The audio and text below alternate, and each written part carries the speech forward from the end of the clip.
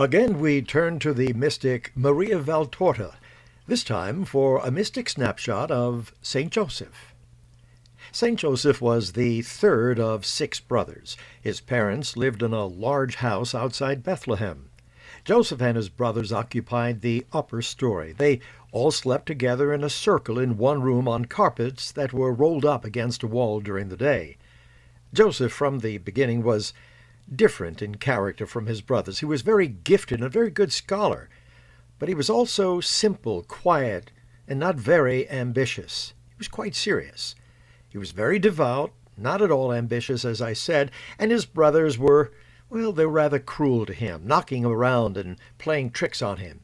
For example, each of the boys had a small garden to take care of. Many times the brothers would trample Joseph's garden, ripping up bushes and plants, and sometimes, when he was kneeling down, praying with his face to the wall, with his arms outstretched, his brothers would creep up on him and kick him. However, many times Joseph was so deep in prayer that he hardly noticed the blows. One time, one of the brothers hit him on the back with no effect. He then struck Joseph with such force that he was knocked to the hard stone floor, and still Joseph did not notice it.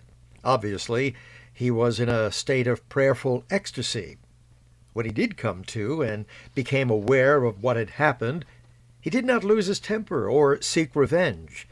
This must really have done a number on his brothers' collective heads. Joseph was serious and solitary, much to the chagrin of his parents, who wanted him to take advantage of his natural talents and intelligence and pursue a lucrative career.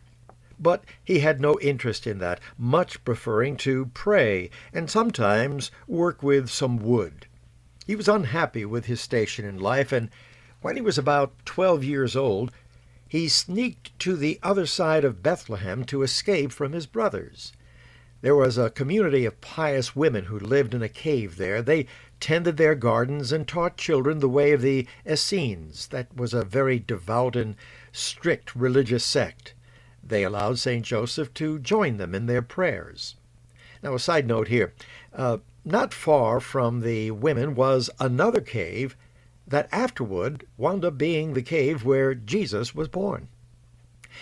When he was not praying, Joseph made all kinds of simple things with the wood that was at hand. Perhaps he picked up some skills from an old carpenter who had a small workshop nearby. Joseph would voluntarily help the old man, gathering scraps of wood and helping out around the shop. When he was about 18 or 19, Joseph regularly disguised himself and at night would steal away from his home and journey a short distance where he was able to work for another carpenter who made simple things like rough wooden screens that were used to partition off rooms in a house. One time he was gone for such a period of time that his parents thought he had been carried off by robbers. Another side note here. In those days, it was not uncommon for parents to see their children only once or twice a week. They may have lived in the same house, but many times there was little or no interaction between them. Finally, his brothers discovered where Joseph was and angrily demanded that he return home.